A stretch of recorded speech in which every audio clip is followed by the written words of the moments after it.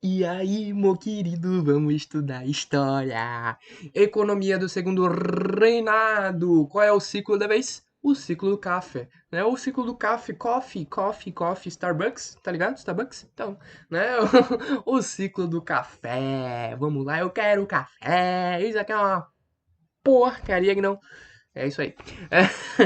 Qual que é a parada, né? O Brasil, né, ele vai, né, achar um produto, né? Olha que maravilha, né? A gente acha um produto para ser a base da nossa economia, que é o café, né? O café que veio lá da Arábia, né? Passou aí Portugal trouxe, né? E aí se espalhou aqui no Brasil, né? Ali com a nossa querida Revolução Industrial, a Europa vai consumir cada vez mais café, a gente vai vender cada vez mais. Então o Brasil ele achou um produto no momento correto, no momento oportuno, né? E aí o que que vai acontecer, né?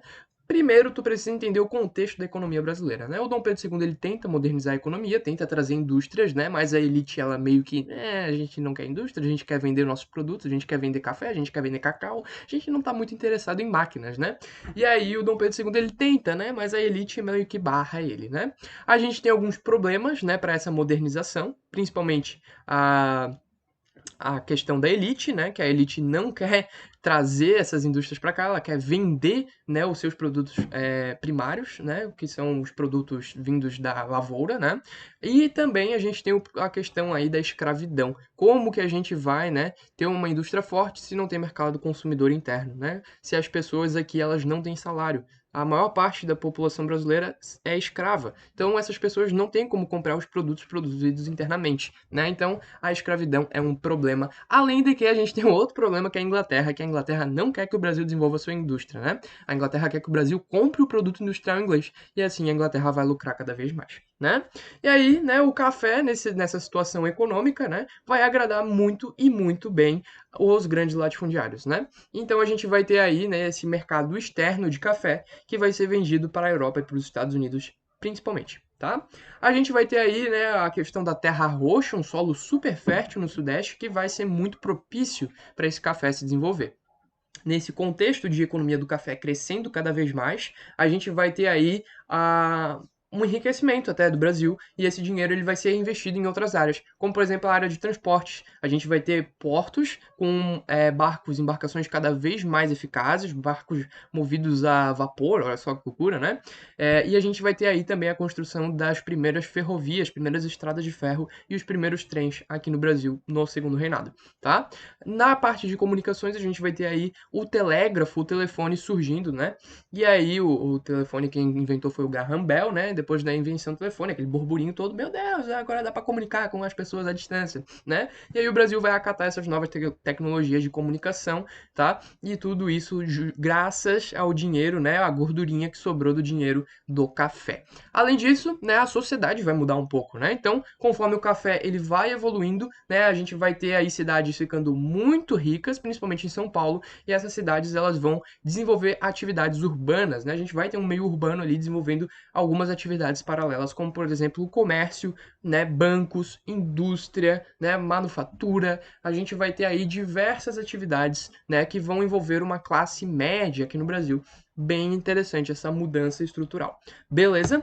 Quais foram os ciclos, né, do café? Quais foram as fases desse ciclo do café? A primeira fase foi no Vale do Paraíba, né? E eu nunca me esqueço que uma vez eu errei isso na prova, né, do meu ensino médio. Meu amigo, né? Tava lá, onde que foi, né, a primeira fase do ciclo do café? Pergunta simples, né? E aí tava lá Rio de Janeiro, Minas Gerais, sei lá, Pernambuco e outro lá, como é que era? Não, não sei, mas enfim, algumas opções assim. Eu, cara, cadê São Paulo aqui, irmão? Eu aprendi que era só em São Paulo. E aí eu marquei outra coisa, sei lá, marquei Minas Gerais. Ah, dane-se, marca qualquer uma, né? E na verdade o correto era Rio de Janeiro. Por que, meu querido, que o Rio de Janeiro é envolvido também nessa fase do ciclo do café? Porque o Paraíba, né, esse rio Paraíba, olha só, ele se estende tanto em Minas Gerais quanto Rio de Janeiro e São Paulo. Só que o Vale do Paraíba, que é a região, né, que se trata essa primeira fase, ela agrupa essa parte aqui de São Paulo, tá? Essa pontinha aqui de São Paulo e agrupa também um pedacinho aqui do Rio de Janeiro. Então envolve sim uma parte do Rio de Janeiro. Beleza? Essa fase, né, do ciclo do café, ela vai de 1750, né, há controvérsias, talvez um pouquinho mais para cima, 1780, 1800, até 1850. Essa primeira fase foi uma fase meio arcaica, né? A gente diz que teve um arcaísmo nessa fase. Olha que palavra bonita para tu usar na redação, né? Arcaísmo, um atraso, né? Foi uma situação degradante, né? Porque foi a primeira zona de cultivo, tá? E o café, ele exige demais da terra, né? Então o café ele foi utilizado em larga escala, né, com muita, né, muita quantidade, e a gente vai ter aí esse café extirpando todo o nutriente dessa terra e vai acabar, né, causando desertificação, arenização, todos aqueles processos que tu viu em geografia, né? Então a gente diz que o café exauriu a terra, né? E a gente vai ter aqui toda aquela estrutura velha que a gente bem conhece, né, do plantation, latifúndio, escravista, tradicional, para exportação, beleza? Tudo aquilo que a gente já viu de plantation, tá? A gente vai ter aqui a derrubada da Mata Atlântica, dessa região, né, para poder fazer a plantação de café, né? Então a gente teve aqui uma situação um pouco arcaica, não foi tão lucrosa, tá? Teve bastantes gastos e também foi exaurida em pouco tempo. A segunda fase ela é muito mais próspera para o ciclo do café. Ela acontece no Oeste Paulista e vai de 1850 até 1930, né? 1930 quando acontece o crash, né? Um ano depois do crash da Bolsa de Nova York. Essa fase ela é muito próspera, ela ficou muito tempo, né, aí porque realmente foi o melhor café do mundo nessa época. A gente tem o melhor café do mundo, tá? E a gente vende esse café para toda a Europa, para os Estados Unidos. Tá? O Oeste Paulista ele tem a terra roxa magnífica, né? Terra vermelha que o espanhol falava terra roja, né? Porque orro, né? O rojo é o roxo, né? Não é roxo, é vermelho em espanhol. Então aí a terra roxa, na verdade terra vermelha, tá? E aí o que vai acontecer?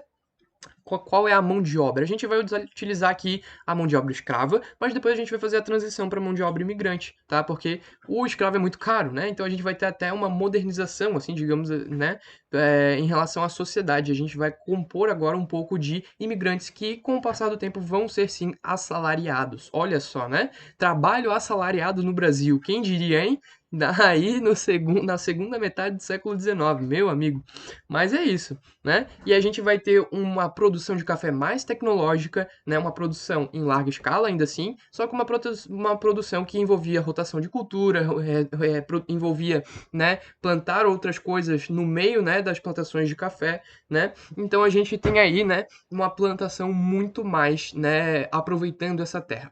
A burguesia cafeicultora, ela era mais liberal no Oeste Paulista. Ela era uma burguesia mais aberta, tá? Porque a gente não tem aqui os grandes latifundiários, turrões, não. Aqui a gente tem empresários que vão comprar nessas terras para poderem ter um sustento, né? Para poderem ter um empreendimento de fato, né? Então essa burguesia que vai ser dona dessas terras do Oeste Paulista, ela é muito mais para frentex. Alguns são republicanos, outros são até abolicionistas, tá? Então a gente pode perceber que a galera do Oeste Paulista, ela é mais tranquila nesse quesito, tá? É uma burguesia de fato, né, detentora das terras cafeicultoras. Beleza?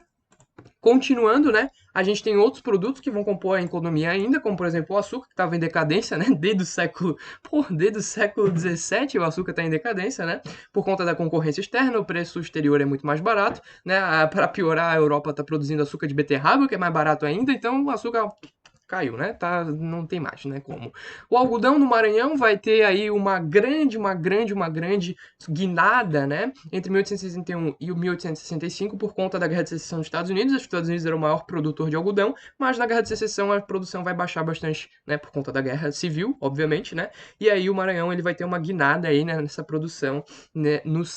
Na década de 1860, beleza? A borracha vai crescer muito no contexto de Revolução Industrial, principalmente a partir de 1880, na Amazonas é foda, né? No Amazonas e no Pará, beleza? Esses dois estados maravilhosos. E a gente vai ter aí, né, por conta principalmente dos automóveis que estavam começando a ser construídos. Couros e peles no Rio Grande do Sul e em Santa Catarina, muito importante aí, tá? Para o comércio, tanto interno quanto externo. O fumo era trocado por escravos na África e foi decaindo, né, conforme a Lei Bill Aberdeen e a Lei Eusébio de Queiroz foram colocados em prática. Beleza, meu querido? Além disso, industrialização, né? A gente vai ter a tentativa de industrialização do Brasil, né? A gente vai ter um surto de industrialização entre 1830 e 1860, depois vai começar a ser mais paulatino, né? Mais calminho, mais aos poucos, né? E vai ser principalmente por conta do fim do tráfico negreiro. Porque conforme acaba o fim do tráfico negreiro, acaba o fim do tráfico é foda, né? Conforme acaba o tráfico negreiro, o dinheiro que era investido, né, nesse tráfico, né, nessa busca de escravos, traz para o Brasil nos tumbeiros, né, esse dinheiro que era investido nessa área vai ser reinvestido em outras áreas, né, e aí esse dinheiro vai ser investido ou no café ou nas indústrias, beleza? O dinheiro investido no café, ele sobra, porque é muito dinheiro, porque o café dá muito dinheiro. Esse dinheiro que sobra do café pode também ser investido nas indústrias. Então a gente tem aí nessa realocação de capital que vai ser importantíssima para o processo de desenvolvimento da industrialização, beleza? A tarifa ovos branco também ajudou o produto brasileiro a ser muito mais barato e ajudou a se desenvolver a industrialização no Brasil entre 1830 e 1860. Uma figura muito interessante é esse carinha aqui de areia mijada que vocês estão vendo, que é o Barão de Mauá.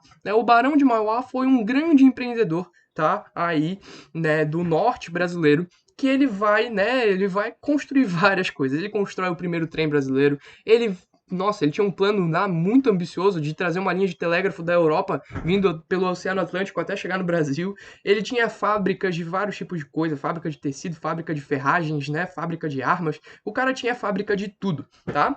Só que, né, o Barão de Mauá, ele vai conseguir aí um esplendor, né? E ele não tinha apoio nenhum das elites brasileiras, né, que não gostavam dessa história de industrialização forte, né? As elites brasileiras queriam que o foco fosse a agroexportação. E aí o Barão de Mauá, ele meio que, né, vai ser deixado à revelia, né? Quem valoriza ele são as pessoas mais locais, né? E aí, enfim, a alta aristocracia não gosta muito do Barão de Mauá. E aí, né, para ferrar com ele, a tarifa Silva-Ferraz, né, numa tentativa de aproximação com a Inglaterra, vai diminuir o preço das máquinas e ferragens inglesas e de outros países, né? E aí as máquinas e ferragens do Barão de Mauá vão despencar das vendas, né? Porque um preço muito mais alto não vai conseguir competir no mercado, né? E aí o Mauá, que era mal visto pelos políticos, né, não só por conta da sua postura, né, industrializante, mas também por conta dos seus ideais. Ele era um cara meio republicano, meio abolicionista. Então, a elite não gostava do Barão e ele vai acabar, né, falindo, vai ter que vender tudo que ele tinha para as empresas inglesas. Beleza, meus queridos? Era isso, tá? Depois a gente continua na próxima aula que a gente vai ver os conflitos do Segundo Reinado, inclusive a Guerra do Paraguai. Beijão, te vejo lá!